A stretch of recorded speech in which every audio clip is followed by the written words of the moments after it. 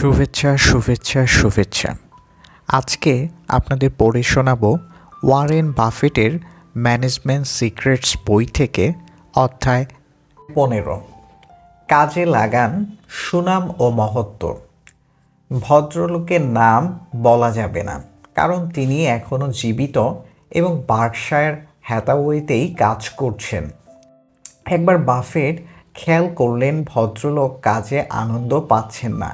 ক্লান্তি ও বিরক্তি নিয়ে অনেকটা রোবটের মতো করে চলছেন কাজকর্ম। সহকর্মীরা বাফেটের কাছে অভিযোগ করলেন তার মনোযোগ কমে গেছে, সঙ্গে কর্মনৈপুণ্য। বাফেট ভাবছিলেন কি করা যায়। বিদায় করে দেবেন? তাহলে তো নতুন লোক খুঁজতে হয়। চাকরি খাওয়ার হুমকি দেব? বলবো কি?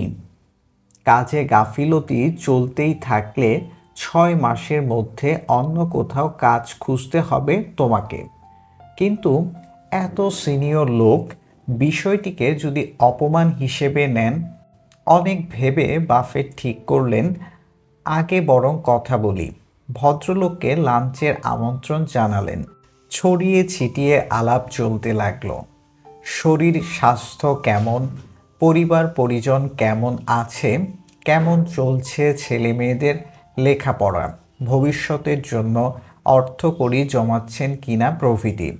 এসব বলে বাফেট আসলে বুঝতে চেয়েছিলেন ভদ্রলোকের কোনো রকম শারীরিক মানসিক অশান্তি আছে কিনা। যেই বুঝলেন তেমন কিছু নয়, তিনি কৌশলে বলতে লাগলেন, তারপরও কোনো সমস্যা থাকলে জানাও। হয়তো সমাধান করতে পারবো না, কিন্তু তুমি তো হালকা হবে। এতদিন ধরে কাজ করছো বার্কশায়ারে। আমি তোমাকে এখানকার শ্রেষ্ঠ কর্মীর একজন ভাবি। তোমাকে দেখিয়ে অনুপ্রাণিত করি অন্যদের। সবাই বলে, আমিও স্বীকার করি তোমার মতো কর্মী পাওয়া ভাগ্যের ব্যাপার।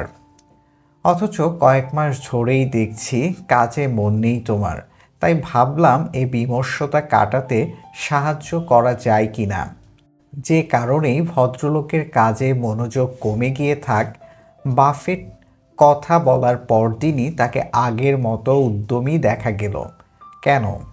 কারণ মানুষের স্বভাবই হলো সুনাম করা হলে সে উপাদান তার মধ্যে না থাকলেও ওই ব্যক্তি সেটি অর্জন করে নিতে চায়। এজন্যই কাউকে দোষী সাব্যস্ত করে বা লজ্জা দিয়ে কাজ আদায় করতে চাইলে হতাশ হতে হয় অধিকাংশ ক্ষেত্রে। দোষ ত্রুটি দেখিয়ে অভিযুক্ত করলে মানুষ বিষয়টি এড়িয়ে যেতে চায়, নিষ্ক্রিয়তা দেখায়। বাফেট কিন্তু সুযোগ পেলেই প্রশংসা করেন বার্কশায়ারের দক্ষ ম্যানেজারদের। প্রতি বছর বার্কশায়ারের শেয়ার হোল্ডারদের কাছে একটি চিঠি যায়, তাতে কোম্পানির আয় বিবরণীর সঙ্গে যুক্ত থাকে কোন ক্ষেত্রে তার কোন ম্যানেজার কোন সিইও উল্লেখযোগ্য অবদান রেখেছেন গত বছর, তার খতিয়ান। বাফেট তাদের প্রশংসা করেন বার্ষিক সাধারণ সভায় অথবা সুযোগ পেলে সংবাদ সম্মেলনে।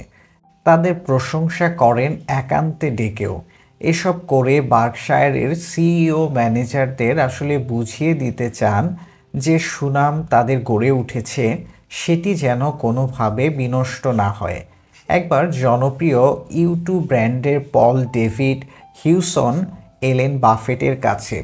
উদ্দেশ্য আফ্রিকার দরিদ্র পীড়িত মানুষকে বাঁচাতে আমেরিকা জুড়ে চ্যারিটি কনসার্ট আয়োজন।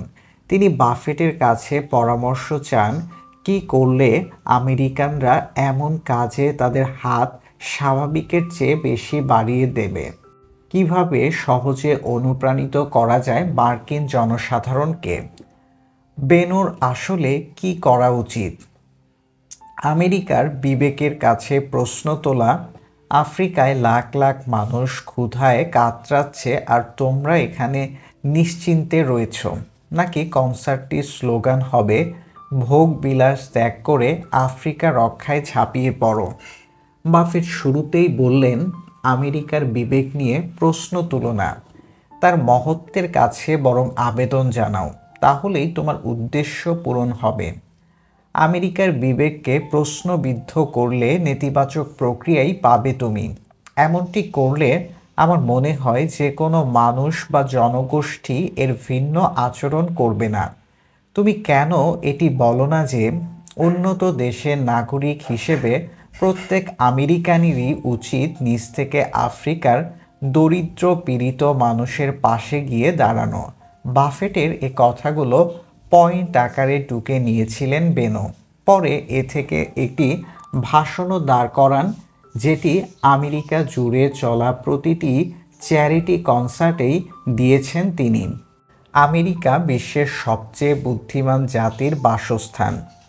আমেরিকা দ্বিতীয় বিশ্বযুদ্ধে জিতেছিল সব প্রতিকূলতার বিরুদ্ধে।